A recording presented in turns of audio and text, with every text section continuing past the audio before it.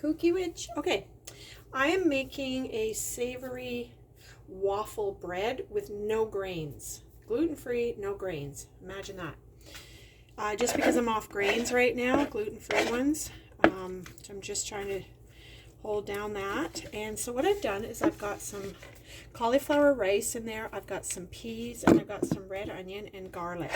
And then I scooped about 8 tablespoons of my sourdough starter, which I have done with a quinoa, which is a seed. So I've made that sourdough starter with quinoa. Now I've just blended up that, and I'm going to add some cassava flour to it, like maybe 1/8 of a cup. Okay, and then I'm going to add some, so cassava flour is also grain-free, and then I'm going to add some organic chickpea flour, which is also grain-free. Probably like 1/8 of a cup of that too. And then I'm going to just kind of stir it up right now. And this isn't going to work right like this. But what I'm hoping is that when I add, so I've got some miso just kind of melting in some water. I'm just trying to like break it all up. So I'll come back. Okay, so now I'm going to add some herbs to it because I want it to be savory. And what I'm trying to do is I'm making these savory waffles, but they're actually kind of become bread. So it's a grain-free sort of bread, hopefully. I don't know if it's going to work, but we'll see. Some things, most things I try work, but some things I don't, and they're a galactic fail. But I always like to try. So I added some marjoram and some basil. Just kind of, you know, use your own discrepancy. I like mine really savory, so I put quite a bit in, like at least a teaspoon in this amount of each. Okay, so that's that. And then I've got the miso liquid.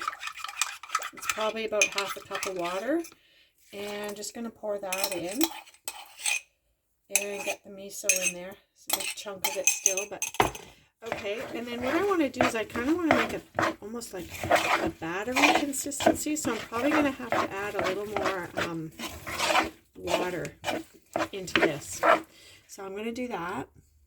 I don't know if this is going to work or not. It's not really looking like a batter consistency, so I'm going to add another 1/4 cup of organic chickpea flour and another 1/4 cup of cassava flour, because I really want to get like a, you know, like a waffle batter going here where it's going to really hold together. I put some more water in. You just have to keep going, figure it out. Okay, I just added some other paprika and stuff like that.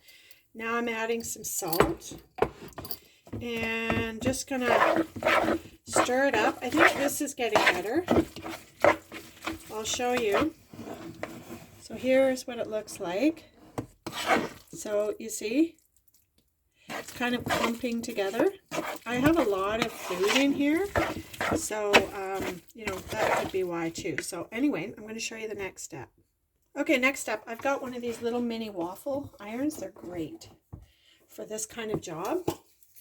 So I've got this coconut oil spray, which works really good to get in there so you don't get sticking. Because that's the last thing you want is stickage. That's the worst when your waffles stick. Okay, so now, and again, I don't know if this is going to work. So you heat up your iron until your light goes out. Then you dollop your batter here. I put some spinach in here too. So, yeah, we'll see what happens with this. Okay, kind of spread it around. And then I'm going to put the lid down, and when the light goes out, we'll check it. I'll show you in a minute. Okay, so here is one of the finished, or 2 of the finished. Aren't they lovely? And they taste really good too. So, grain-free waffle breads from the Cookie Witch.